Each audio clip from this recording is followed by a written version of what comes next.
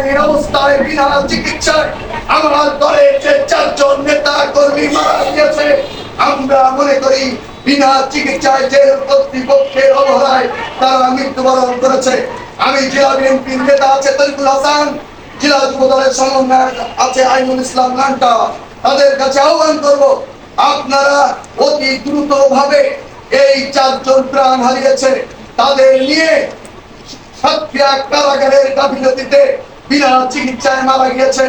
আমার জেলা বিএনপির নেতা তরিকুল হাসান কালকে বলেছে, আমরা মনে করি এই মৃত্যুটা তাদেরকে হত্যা করা হয়েছে। আমরা প্রস্তুতি নিচ্ছি অনতি বিলম্বে আমাদের যে 4 জনকে নির্মমভাবে বিনা চিকিৎসায় হত্যা করা হয়েছে তাদের হত্যার দায়ে সাতক্ষীরা জেলা কর্তৃপক্ষের জেলখানা কর্তৃপক্ষের নামে মামলা দায়ের করব।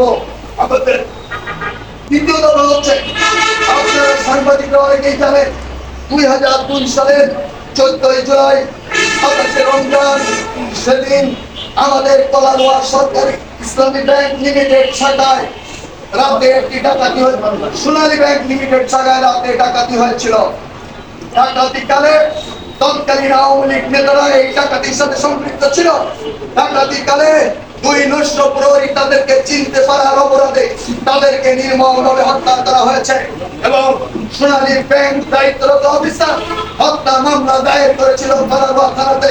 কিন্তু এই মামলায় আওয়ামী লীগের অন্যতম নেতা ফিরোজ আহমেদের স্বপনের সবচেয়ে কাছের মানুষ গোলাম আনসার ডাকাত গ্রেপ্তার হয়। তখন এসপির দায়িত্বে ছিলেন মঞ্জুরুল কবির, মামলা ডিবিতে ছিল, ডিবির দায়িত্ব ছিল মিসবাহ।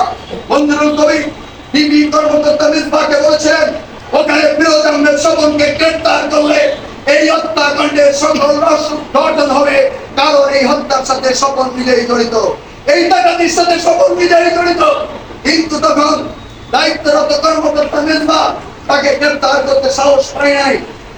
আমার কলারোয়া উপজেলা চেয়ারম্যান তৎকালীন বিনা ভোটের চেয়ারম্যান ফিরোজ আহমেদ স্বপন যখন বুঝেছিল সে গ্রেপ্তার হতে যাচ্ছে, তাৎক্ষণিকভাবে সে তৎকালীন স্বরাষ্ট্রমন্ত্রী লেখার ব্যবস্থা দেবে, এই মামলা ফাইনাল নেওয়া হয়েছিল। আবার ডিবি থেকে সিআইডিতে তদন্ত দেওয়া হলো, সে মামলাও ফাইনাল নেওয়া হয়েছিল। আমরা শুনেছি বিচারক মন্তব্য করেছিল, যেখানে 2টা হত্যা হয়েছে সেখানে এই হত্যার ফাইনাল আসে কি করে, এরা কি গায়েবী ভাবে হত্যা হয়েছে। এক বিচারক স্বয়ং এই মন্তব্য এজলাসে বসেই করেছিলেন। আপনাদের মাধ্যমে আমরা প্রশাসনকে জানাই, অনতি বিলম্বে এই মামলা পুনরায় বিচার করে কলারোয়ার এই হামলার সাথে সম্পৃক্ত ফিরোজ আহমেদ স্বপন সহ প্রত্যেকেরই আইনের আওতায় এনে বিচারের মুখোমুখি করতে হবে। এটি হচ্ছে আমাদের দ্বিতীয় দফা দাবি। তৃতীয় দফা হচ্ছে 1911 সালের 5ই মার্চ আমরা কলারোয়া উপজেলা বিএনপি পৌর বিএনপি 2013 সালের 5ই মার্চ আমরা কলারোয়া উপজেলা পৌর বিএনপি অঙ্গ সংগঠনকে নিয়ে হাবিবুল ইসলাম হাবিবের বাড়িতে সমাবেশ করছি। আমরা যখন মিছিলে বাইর হব, তৎকালীন উপজেলা chairman B M Nazrul, vice chairman ছিল আমিনুল ইসলাম লাড্ডু। আমিনুল ইসলাম লাড্ডু নিজস্ব কার্যালয়ে আমাদের মিছিলের উপরে বোমা হামলার প্রস্তুতি নেওয়ার জন্য তারা বোম তৈরি করার সময় নিজ বোমায় বিস্ফোরিত হয়ে ঘটনাস্থলে মারা গিয়েছিল শুকুর। ঘটনাস্থলে 3 জন রক্তাক্ত জখম হয়ে কলারোয়া হাসপাতালে চিকিৎসাধীন অবস্থায় ছিল। সেই অবস্থায় একটি মামলা হয়েছিল কলারোয়া থানায়, সে মামলায় ফাইনাল দেওয়া হয়েছিল। আমি আজকের এই সমাবেশ থেকে প্রশাসন সহ আমার জেলা নেতৃবৃন্দের কাছে আহ্বান করবো, 2013 সালের 5ই মার্চ কলারোয়ায় ভাইস চেয়ারম্যানের কার্যালয়ে নিজেদের বোম ব্লাস্টে যে হত্যা হয়েছিল তার পূর্ণ তদন্ত সহ প্রতিটি আসামিকে আইনের আওতায় আনতে হবে। আমাদের চতুর্থ দাবি, আপনারা জানেন 2002 সালের 4 মার্চ কলারোয়া সরকারি কলেজে এসএসসি পরীক্ষার সময় পদপৃষ্ঠে মারা যায় লিপি ফজিলা হাবিব। 4 জন পদপৃষ্ঠে মারা যাওয়ার পর তৎকালীন বিরোধী দলীয় নেত্রী সাবেক প্রধানমন্ত্রী সেই সমস্ত শোক সন্তপ্ত পরিবারের প্রতি সমবেদনা জানানোর জন্য কলারোয়ার বাড়িতে একটি জনসভার ঘোষণা দিয়েছিলেন। আমাদের নেতা আমিনুল ইসলাম হাবিব তৎকালীন বিরোধী দলীয় নেত্রী সাবেক প্রধানমন্ত্রী বেগম খালেদা জিয়ার নির্দেশে 18 18ই মে আমরা কলরা বৌদ্ধের ময়দানে একটি বিশাল সমাবেশের আয়োজন করি। সেই সময় এই আওয়ামী লীগ নেতা ফিরোজ আহমেদ সফল প্রধান সময় যে ঘোষণা দিয়েছিল, আমার দলের নেতা কর্মীরা যা কিছু আছে ওই বলফের ময়দান দখল করো। তারা দেশীয় অস্ত্র নিয়ে আমাদের সমাবেশ ভাঙচুর করেছিল। সেই সময় আমাদের তৎকালীন প্রয়াত জেলা বিএনপির সাধারণ সম্পাদক আমাদের শ্রদ্ধেয় শিক্ষক মাস্টার রফিকুল ইসলাম তাদেরকে নিবৃত্ত করার চেষ্টা করলেন। তার উপরে জনভাবে হামলা করলো, রক্তাক্ত অবস্থায় মাটিতে ঢুকে পড়লো। আমার নেতা মাস্টার রফিকুল ইসলাম সমস্ত মঞ্চ দখল করে দিল এই আওয়ামী লীগ সকলের সন্ত্রাসীরা। তাৎক্ষণিকভাবে স্থানীয় প্রশাসন 144 ধারা জারি করে সেই সমাবেশ স্থগিত ঘোষণা করলো।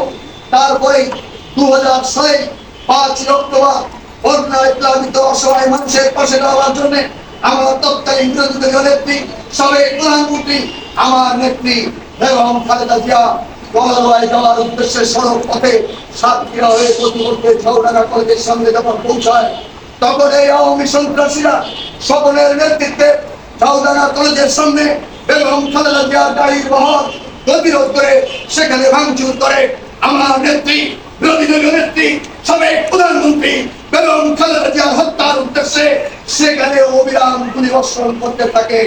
আমার নেত্রী বিরোধী দলীয় নেত্রী সাবেক প্রধানমন্ত্রী বেগম খালেদা জিয়া পালাবার মাটিতে পৌঁছাতে পারে নাই।